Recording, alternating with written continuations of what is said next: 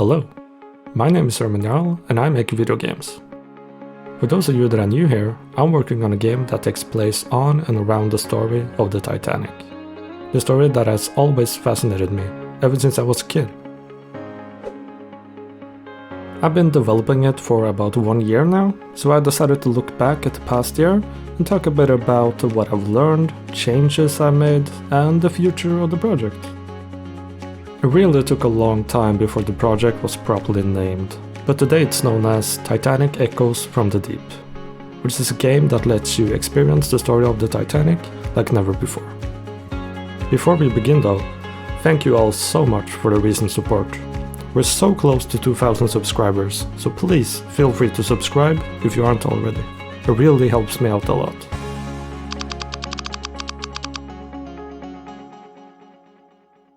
At this time, I was a full-time 3D designer and programmer, working on a bunch of different products related to simulation, visualization, and interaction.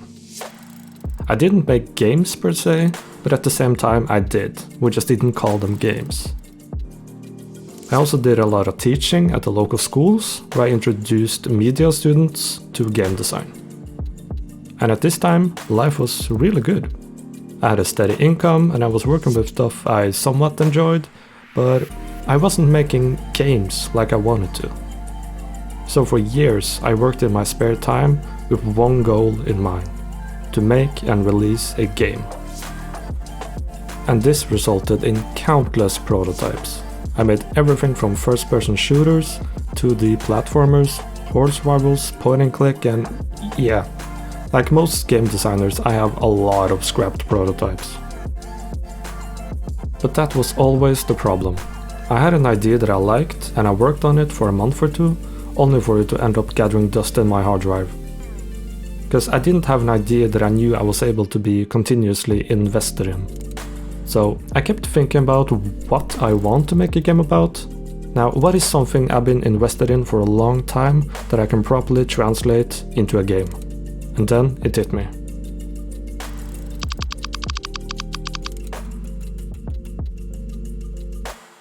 It was decided. I was making a game about Titanic. For me personally, the wreck is one of the most fascinating aspects of Titanic, so initially I was only going to recreate the wreck and make it like a digital twin for players to explore. As I wasn't going to spend months modeling the wreck only for me to realize I can't achieve what I want, I bought a 3D model of the shipwreck and I used it as a low-poly placeholder. I placed the model in a scene and I turned off all the lighting just to see what it looks like. Now, it didn't really look good at this point, but for me it really showed me the potential for the future. And by using this placeholder, I was able to model a more detailed version of the wreck and make it more modular to my needs. The motivation bit me, and I completely forgot about my past mistakes, so I just started modeling, texturing, and writing the story. I think all developers know that feeling when you block out working for a month, and then you suddenly wake up to see your results. And I was ecstatic, and I knew that I had found my passion project.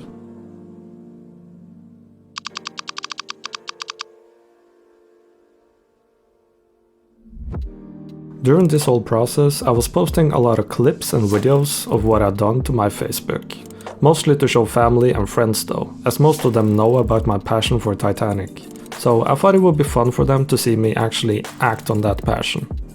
But I always had YouTube in the back of my head as well. I've had a YouTube channel for a while, but that was only for posting my music, as I was also producing music at the time. So I knew I wanted to post something on YouTube. So I recorded all of my development. Completely at random, I found a model with Titanic interiors that looked really good, so I bought it and I played around with it. I took the model and I split up the relevant pieces to design the D-deck entrance. But then I got an idea, and as I said earlier, I was not going to recreate anything that was not a wreck, but as soon as I saw this, that all changed.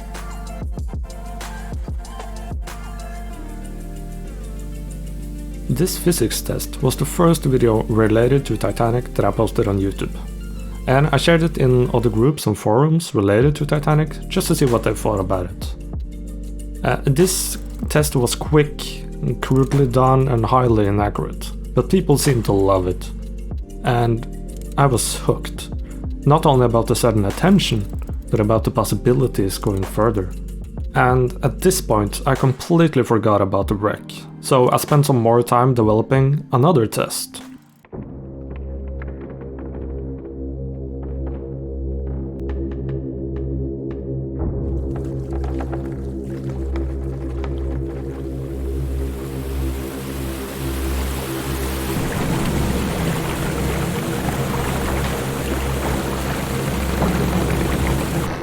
I released this syncing test on YouTube for my 100 subscribers, and again I posted it in groups and forums like the last video.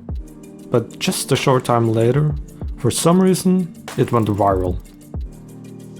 In 3 weeks this video had 30,000 views, in 3 months it had 300,000 views, and as a YouTuber with 100 subscribers, this was completely insane.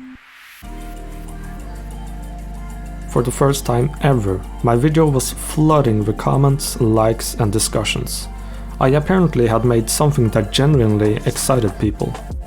But most of the people asked me, when does the game release?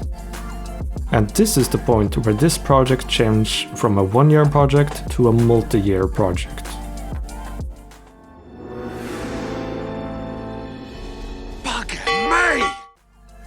I was not just making a game about the wreck of Titanic, but a game which lets you experience the entire story.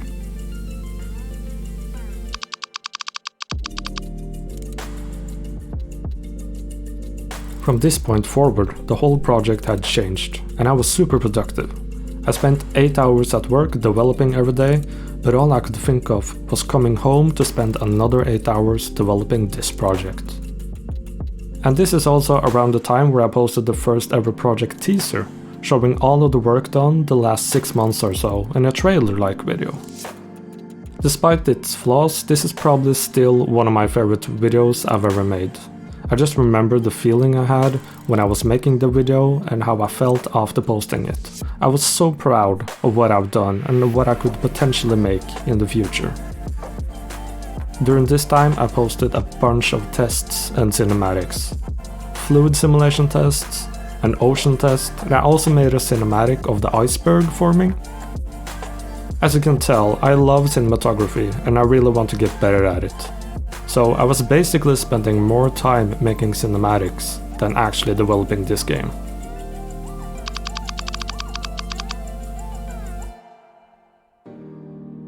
At this time, I quit my job. Not because of this project, but due to some other personal reasons. And I was really burnt out and unmotivated to continue at my full-time job. But I was really addicted to watching development logs on YouTube. And since I now had a small following, I decided I want to make my own devlog series. It was a new experience for me to record myself talking about something I was passionate about, as I've always been kind of private when it comes to my creative creations.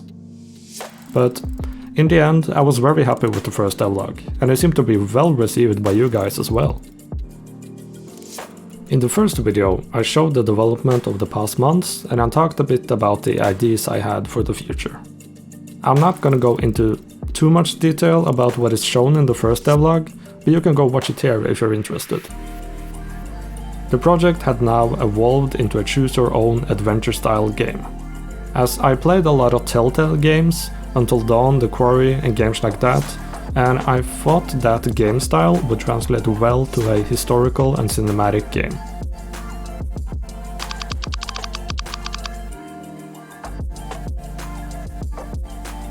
From this point and onwards, things were still going great. I live streamed a lot of the development while making the exterior of Titanic itself. This is obviously still an ongoing process, as the ship is so huge, but I made good progress in mapping out the layout and creating modular models to use on the ship. And after years of fascination, I know a lot about Titanic, but it's fair to say that there's a bunch of things that I don't know as well. So to help me out designing the ship properly, I bought the original plans. This gave me more information about how the decks were structured, what each window looked like, and the details that I never even knew about. Now, for this game, I am making the ship proper in high detail, but I've also said that I won't go crazy over small details. As a solo developer, it's impossible for me to 100% recreate the ship, but I am going to make it as accurate as my game needs it to be. If you're interested in how I did all this is documented in my second devlog, which you can find right here. One part of my game is going to take place in Southampton, the dock where Titanic set sail for the first and final time. And this is the area where the player will navigate the crowded dock to eventually board the ship. And this area proved very challenging to recreate. Keep in mind, I'm recreating an entire environment which hasn't been seen properly for over 110 years. I scavenged a bunch of black and white images taken by shaky hands to try and develop this area as accurately as possible. Now, the documentation of this area during the early 1900s are scarce, and all of my images span over multiple years, some in the early 1900s, but some go as high as the 1950s.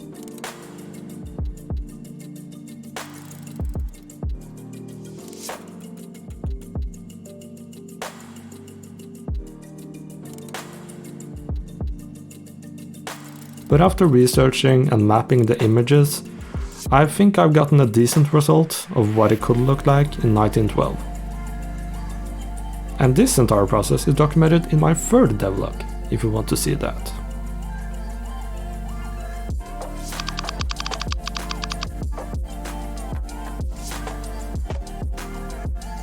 Now, what did I learn from this past year of development on this project? Well, to be honest, I didn't have a proper plan. What I've shown from the game up until now has only been glorified cinematics, environments and visuals. And yeah, they look great.